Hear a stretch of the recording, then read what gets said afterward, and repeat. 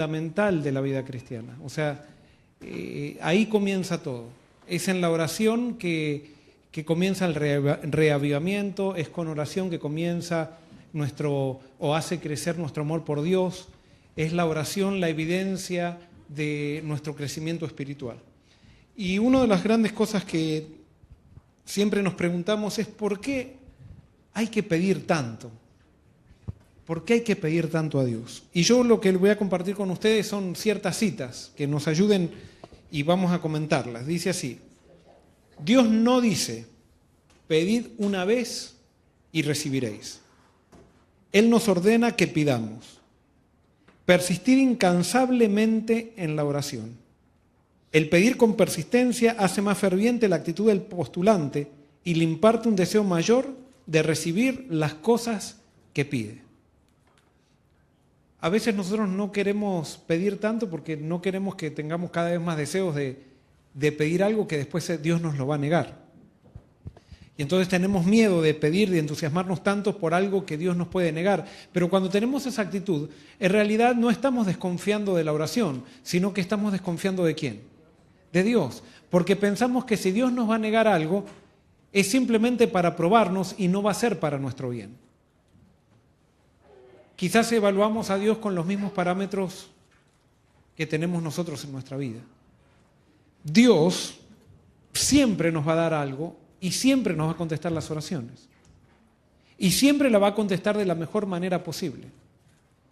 Si nos dice un no, nos va a contestar la oración con ese no, pero con ese no va a ser un no para no recibir algo, sino que va a ser un no para que podamos recibir la mayor bendición que Él tiene. Cuando Él nos niega una bendición que estamos pidiendo, es porque esa bendición nos impediría recibir la mayor bendición que Él tiene preparada para darnos. Porque Él no puede vivir sin darnos bendiciones. Dice, pero muchos no tienen una fe viva. Esta es la razón por la cual no ven más del poder de Dios. Hacen planes y proyectos, pero oran poco. Y tienen poca confianza verdadera en Dios. Piensan que tienen fe, pero es solo el impulso del momento. Dejan de comprender su propia necesidad y lo dispuesto que está Dios a dar. No perseveran en mantener sus pedidos ante el Señor. Por lo que entiendo, nosotros no vemos el poder de Dios porque no persistimos más en la oración. Y no persistimos más en la oración porque nosotros estamos más centrados en lo que estamos pidiendo que en el Dios que le estamos pidiendo. Si pudiéramos descubrir quién es Dios, si pudiéramos descubrir que Él realmente nos ama y quiere darnos lo mejor, nos sería más fácil orar. Porque ya no nos interesaría si Él nos contesta de la manera que nosotros estamos pidiendo. Lo único que nos interesaría es que Él nos conteste, porque cuando Él nos contesta siempre va a ser lo mejor. Pero muchos, según lo que dice esta cita, no experimentan el poder de Dios porque no perseveran en la oración. ¿Y por qué no perseveramos en la oración? Porque nos desanimamos, porque nuestro orgullo es demasiado grande y empezamos a decir, ¿por qué tengo que pedir tanto? Empezamos a compararnos con otras personas y empezamos a decir, pero aquella persona Dios la bendice y a mí no me bendice tanto. Y entonces nuestras oraciones, que tendrían que ser una demostración de gozo en la presencia de Dios, terminan siendo una manifestación de resentimiento por la desconfianza que tenemos en Él de lo que Él pensamos que no va a hacer comparado con lo que hace con los demás. Esas son oraciones que están centradas en nosotros mismos. Y nosotros tendríamos que aprender a olvidarnos de nosotros mismos. Justamente esa es la vida cristiana. Es olvidarnos de nosotros mismos y empezar a descubrir quién es Dios. No mirar ni nuestros errores, ni mirar nuestras victorias, ni mirar cuáles son nuestras limitaciones, sino ver cuál es la perfección de Dios, qué es lo que Dios está dispuesto a dar. Y entonces Dios dice que de acuerdo a nuestra fe, ¿qué pasará? Nos será dado. Ahora, yo te hago una pregunta, que eso lo hice. Si Dios te dice a ti, de acuerdo a tu fe te daré lo que me estás pidiendo, ¿recibirías algo? ¿Realmente tenemos fe en Dios o queremos tener fe en lo que le pedimos a Dios? La cuestión no es tener fe en que Dios me va a contestar lo que yo le pido, sino es tener fe en que Dios me va a contestar, punto. es tener fe en Él. Y lo que Él me conteste va a ser sin duda lo mejor. Esto lo estoy diciendo para mí. No estoy más allá del bien y del mal. Y por eso hoy me siento bien, porque siento que Dios me contestó la oración como yo le estaba pidiendo, pero estuve un año que Dios no me contestaba la oración como yo le pedía. Y muchas veces discutí con Dios. Y por eso estoy hablando desde mi carnalidad, no desde mi espiritualidad. Pero sí sé que lo que acá se dice es correcto. Es correcto. Y mientras más nos centramos en Él, menos nos centramos en lo que pedimos, menos nos centramos en nosotros mismos, más comenzamos a disfrutar y a ver el poder de Dios en nuestra vida.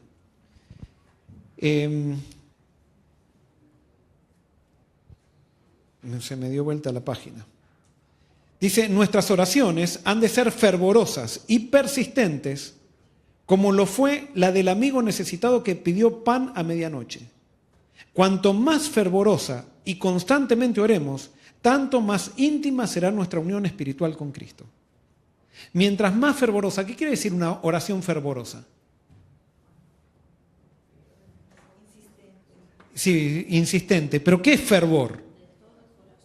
De todo corazón. Y fervor no puede ser una oración así. No. Nuestras palabras confirman lo que nosotros creemos. Y por eso no oramos así.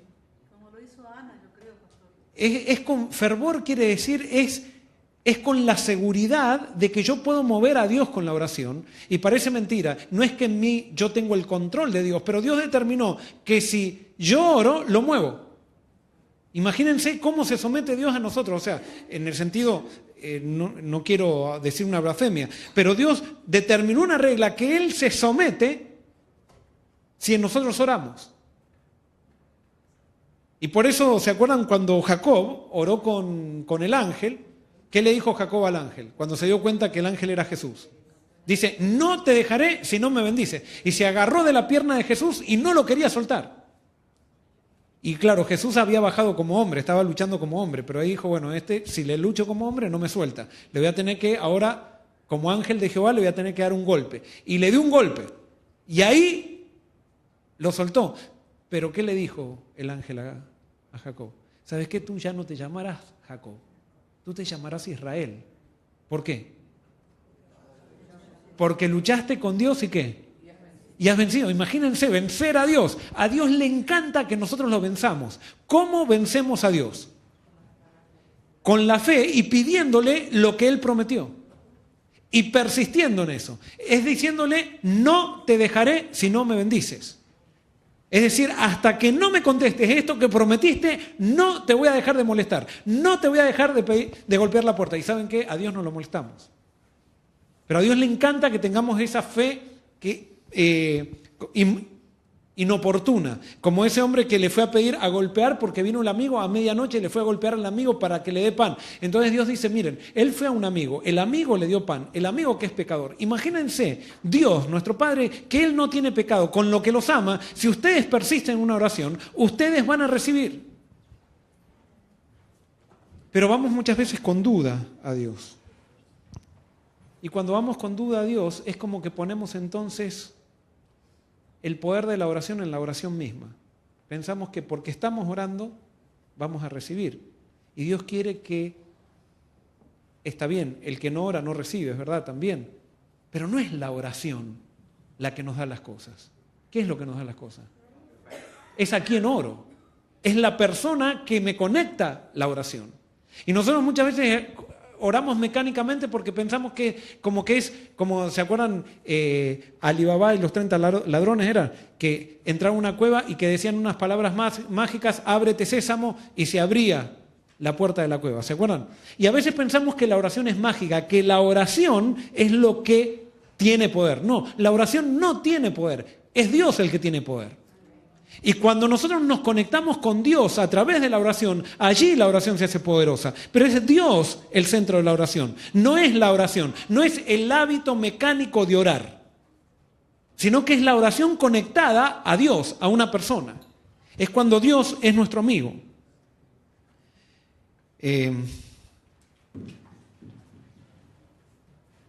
Dice, la fe no es un sentimiento. La verdadera fe no va en ningún sentido aliada a la presunción. Únicamente aquel que tiene verdadera fe está seguro contra la presunción, porque la presunción es la falsificación de la fe por Satanás. ¿Qué es la presunción? La diferencia de la fe. La presunción nos lleva a desobedecer a Dios. La fe nos lleva a la fidelidad, pero la presunción es como diciendo, Dios me ama y porque Dios me ama, yo sé que no está bien que haga esto, pero porque Dios me ama, yo igual lo hago porque Él me ama. Eso es presunción. Fe me lleva a esperar en Dios. Y la fe dice, el hablar de la religión, y después sigue diciendo, el hablar de la religión de una manera casual, el orar sin hambre del alma, ni fe viva, no vale nada. Vuelvo a repetir. El orar sin hambre del alma, o sea, el orar sin fervor, no vale de nada. A veces decimos, ¿por qué Dios no nos contesta las oraciones? Si nuestras oraciones son mecánicas. Es más, a veces nos deprimimos de venir a un culto de oración porque estamos todos así, como medio... Es como que parece que no nos venimos a encontrar... No venimos con la fe de decir, no, yo me voy a llevar algo de acá. O sea, vengo y Dios me va a contestar. Aunque no me conteste como yo quiera, Él me va a contestar. Simplemente porque estoy haciendo lo que Él pide, que es orar. Y me estoy conectando con Él. Aparentemente hay una fe muerta. Dice, muchos estiman la fe como una opinión, pero la fe salvadora es una transacción por la cual aquellos que reciben a Cristo se unen a Dios por un pacto. La fe verdadera es vida. Una fe viva significa un aumento de vigor, una confianza implícita por la cual el alma llega a ser una fuerza vencedora. ¿Qué es la fe? La fe se nutre del objeto al que se aferra. O sea, mi fe es tan fuerte como aquello en donde yo estoy poniendo mi vista. Entonces, te hago una pregunta. ¿Dónde está tu seguridad? Tendría que estar en Cristo, ¿verdad? Pero a veces, por ejemplo, tenemos un problema económico y es una catástrofe tremenda para nuestra vida. ¿Por qué? Porque ¿dónde pusimos nuestra seguridad? Nuestra fe está centrada en nuestro dinero. Entonces nos falta el dinero y la fe se trastoca. La fe se nutre del objeto al que se aferra. A veces ponemos nuestra fe en nuestro cónyuge o en nuestra familia. Y entonces tenemos un problema con la familia y se nos viene abajo la fe, porque nuestra fe está aferrada a nuestra familia. No, nuestra fe tiene que estar aferrada a algo eterno. Y cuando nuestra fe se aferra a lo eterno, nuestra fe se transforma en una fe todopoderosa, porque está aferrada a Dios. Y por eso esa es la fe viva, es la fe que hace un pacto con Dios. O sea, la fe no es creer que Dios existe, no es incluso creer que Dios me va a contestar, que es poderoso. La fe es unirme a Dios. Es cuando yo me uno a Dios y decido vivir en su presencia. Eso es fe. Entonces dice, la fe verdadera es vida. Una fe significa un aumento de vigor, una confianza implícita por lo cual el alma llega a ser una fuerza vencedora. Cuando nosotros nos desanimamos, el desánimo es fruto de que estamos poniendo nuestra vista en las cosas que nos rodean. Hace un tiempo estaba hablando con una persona que la esposa le estaba siendo infiel hace 2 años. Él tenía una hijita y me decía, esto era en otro país, y él me decía, pastor, esta ha sido la mayor bendición de mi vida. En este periodo me bauticé. Y yo he decidido seguir con mi esposa por amor a mi hija. Y yo sé que me es infiel. Pero yo le preparo el desayuno todas las mañanas. Ella yo sé que me saca plata y yo he decidido mostrarle quién es Jesús. Con esto no estoy diciendo que voy a seguir así toda la vida. Yo voy a seguir en esto hasta que ella se vaya, si quiere irse o cambie. Pero yo no la voy a dejar. Impresionante. Y no les puedo contar todos los detalles, pero me contaba lo que él hacía con su hijita, o sea, las luchas que tenía con la esposa para llevarla a la hijita a la iglesia y Y entonces, como la esposa no quería que él lleve a la hijita a la iglesia y se hacía todo un problema legal, entonces él todos los sábados de mañana se la llevaba a un parque, le hacía la escuela sabática en el parque, jugaba con la chica y después la llevaba de vuelta a la casa y él se venía al sermón. Hace 2 años. Y me dice, pastor, me contó un montón de cosas más, me dice, este ha sido el mejor periodo de mi vida. ¿En qué estaba poniendo su fe él, su vista? ¿Estaba poniendo en la esposa? ¿Estaba poniendo en los problemas que tenía? No, en Dios. Es que cuando pones tu vista en Dios, no hay nada que te pueda tirar abajo. Cuando tú y yo nos desanimamos es porque estamos poniendo nuestra vista en las circunstancias, en las cosas que nos rodean, pero no la estamos poniendo en Dios. Levantemos la vista un poco más de nuestros problemas, levantemos la vista más de nosotros mismos. Cuando nosotros estamos tan pendientes de nosotros, de lo que sentimos, de lo que nos dicen, de lo que no nos dicen, de lo que hacemos, de lo que no hacemos, de cómo, qué incomodidad, que la casa que tengo, que la casa que no tengo, que la familia, que los hijos, que lo demás. Cuando ponemos nuestra vista allí, quizás va a haber algún momento que tengamos un poquito de solaz y de alegría, pero esos momentos van a ser chispazos, pero no hay constancia en la vida, en esta vida pecaminosa. La única constancia la tenemos en Dios. Y por eso Dios quiere que aprendamos a ser perseverantes en la oración.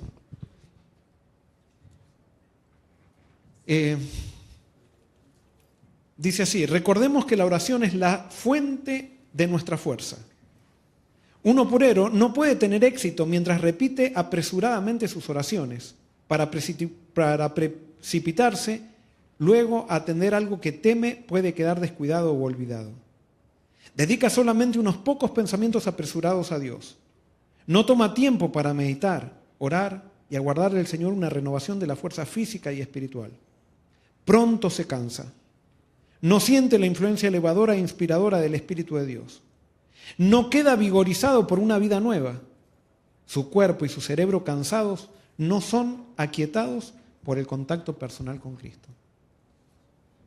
Es más, a veces, y eso me pasa a mí, muchas veces pensamos que nuestra vida cristiana crece por estar activos en la iglesia. Y muchas veces estamos activos en la iglesia y mientras estamos activos parece que estamos bien, pero hacemos un alto y ¿qué pasa? ¡Puf!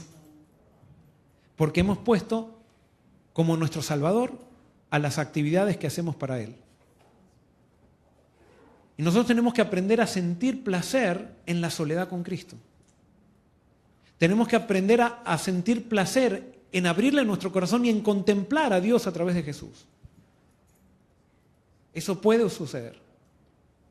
Y entonces eso nos va a empezar a renovar y vamos a empezar a tener una estabilidad que nunca pudimos tener. Gracias a esa fe que se nutre de un Dios todopoderoso. Dice así.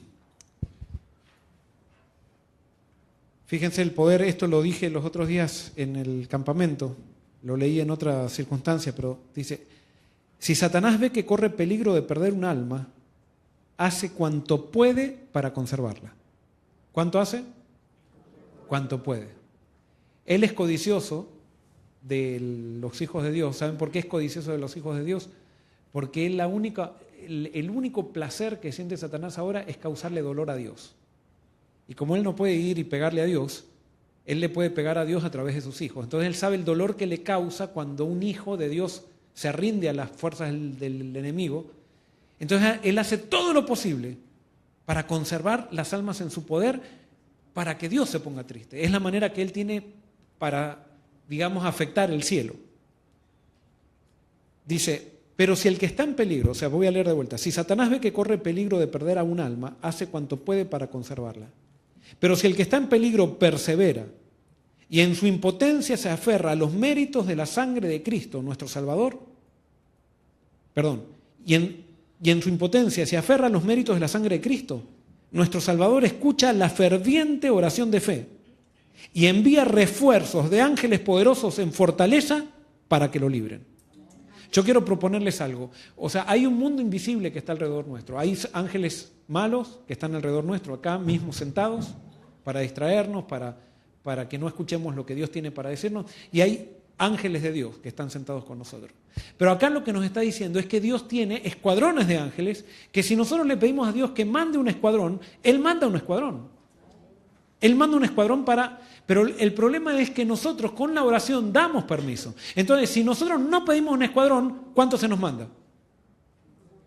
Se nos manda el que tenemos nomás, pero no se nos manda más. Cuando tendríamos un montón de bendiciones, si es que pediríamos más.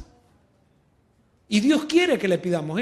Esa frase que lo decía también en el campamento, esa frase, ay no, yo pido solamente para los demás, pero no pido nada para mí mismo. Eso ofende a Dios. Cuando tú dices eso, lo ofendes a Dios. Porque quiere decir que no tienes la confianza de que Dios es tu Padre y que Él está dispuesto a darte lo que le pides. Y por eso pide para ti. Es más, para eso fue creada la oración. No solamente para pedir, es para estar en la presencia de Dios. Pero Dios quiere que le pidamos como Jacob todas las bendiciones que Él prometió. Y con todas las bendiciones que Él prometió tenemos un sí seguro. Si es que perseveramos. Si es que perseveramos en la oración y nuestro orgullo no nos vence y decir, Dios a mí no me va a contestar. Esa incredulidad es falta de fe y la falta de fe es orgullo.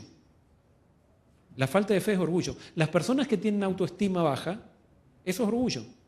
Porque a veces las personas de autoestima, que yo soy uno, cuando tenemos autoestima baja decimos, ay, qué humilde que soy, yo no me quiero. No, eso es orgullo. Porque Dios dice que vales mucho y tú no quieres creer eso. La fe es lo contrario al orgullo. La humildad es creer lo que Dios dice aunque no lo sienta. Eso es fe. Sigue diciendo, Satanás no puede soportar que se recurra a su poderoso rival, porque teme y tiembla ante su fuerza y majestad. Al sonido de la oración ferviente, toda la hueste de Satanás tiembla. No la oración mecánica, esa oración. No, pero la oración ferviente, la oración que cree, la oración que es fervorosa, o sea, que con las palabras confirma lo que queremos que suceda en la mente. Esa oración, toda la hueste de Satanás huye. ¿Y saben por qué Satanás te deja molestar? ¿Vieron cuando Jesús era tentado por Satanás? Lo tentó 3 veces. Pero después que dice, cuando terminó las 3 veces de tentarlo, ¿qué hizo Satanás? Se fue. ¿Por qué se fue? Porque si él seguía tentándolo, ¿qué iba a pasar con Jesús? Cada vez iba a ser más fuerte, más fuerte, más fuerte, más fuerte, porque cada tentación vencida nos hace más fuertes. Entonces Satanás, cuando vio que Jesús se resistía, dijo, no me conviene, acá me tengo que ir. Me tengo que ir porque él se va a hacer tan fuerte que después no voy a tener acceso, lo voy a agarrar, mejor me voy y lo agarro desprevenido. Entonces, si tú quieres que Satanás te deje algún momento, tienes que ser, y tenemos que ser fervorosos, fervientes, y no dudar. Entonces Satanás sabe que si seguimos en esa actitud y él está cerca de nosotros, nos vamos a hacer cada vez más fuertes. Entonces él tiene que irse. Y entonces eso te da un solaz. Pero cuando se vaya, por favor, sigue velando y sigamos perseverando. Porque Satanás está esperando a que nuevamente nos sintamos fuertes por nosotros mismos. Y por eso dice así. Dice, si el Salvador de los hombres, el Hijo de Dios, sintió la necesidad de orar, ¿cuánto más nosotros, débiles mortales, manchados por el pecado, no debemos sentir la necesidad de orar con fervor y constancia? Nuestro Padre Celestial está esperando para derramar sobre nosotros la plenitud de sus bendiciones. ¿Qué está esperando? Ahora imagínense la escena. Imagínense a Dios en el cielo con una carretilla de bendiciones. ¿Pero las está tirando? ¿Qué está haciendo? ¿Qué está esperando? Que las pidamos. Si no las pedimos, no las podemos recibir, porque así determinó que son las reglas. Porque si nosotros recibiéramos bendiciones especiales sin pedirlas, Satanás diría, no, Señor, ellos no te están pidiendo nada. ¿Por qué lo estás bendiciendo? No es justo. Ellos quieren estar conmigo. Dice, nuestro Padre Celestial está esperando para derramar sobre nosotros la plenitud de sus bendiciones. Es privilegio nuestro beber abundantemente en la fuente del amor infinito. Qué extraño que oremos tan poco. Dios está pronto y dispuesto a oír la oración sincera del más humilde de sus hijos. ¿Por qué han de ser los hijos e hijas de Dios tan remisos para orar, cuando la oración es la llave en la mano de la fe para abrir el almacén del cielo, en donde están atesorados los recursos infinitos de la omnipotencia. Y vuelvo a repetir con esto, terminar. Nuestro Padre Celestial está esperando para derramar sobre nosotros la plenitud de sus bendiciones. Él está esperando. Pidámosle con fervor, perseveremos en la oración y vamos a ver la gloria de Dios y el poder de Dios en nuestra vida. Que Dios nos bendiga. Vamos a terminar cantando un himno. ¿Qué himno podemos cantar? ¿O qué amigo nos ha escrito? ¿Qué número es? 378. Puesto de pie.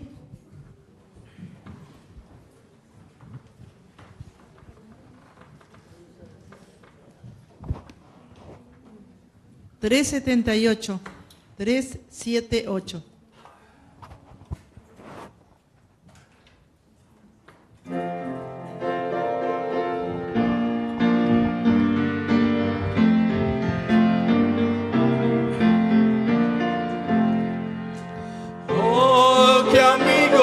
Es Cristo, Él sintió nuestra aflicción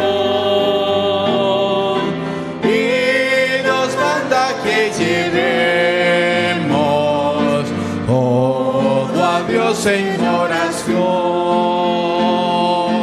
Vive el hombre desprovisto de consuelo y protección.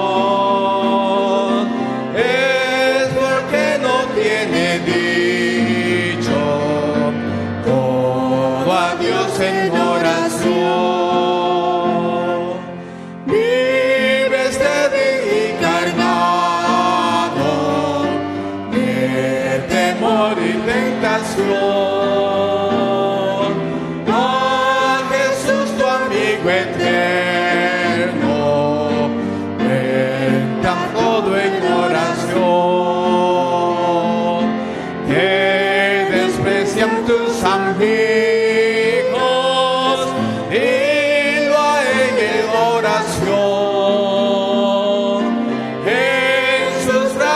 Cariñosos, sembra tu corazón. Jesucristo es nuestro amigo, esto pruebas mil mostró. Al sufrir el castigo que culpable mereció,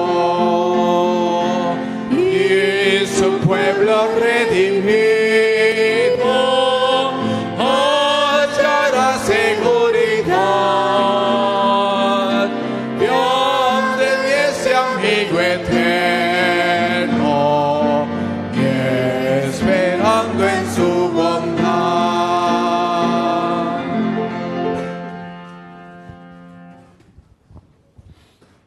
Querido Señor, gracias porque nos trajiste a tu templo. Y Señor, lo primero que queremos hacer es pedirte perdón porque muchas veces nos hemos acercado a ti sin fervor, nos hemos acercado centrados en la petición que estamos pidiendo y no en ti, en tu amor, en tu deseo, Señor, de darnos bendiciones. Nos hemos desanimado rápido, Señor, porque hemos pensado que tú no estás dispuesto a contestarnos o que le contestas a otros.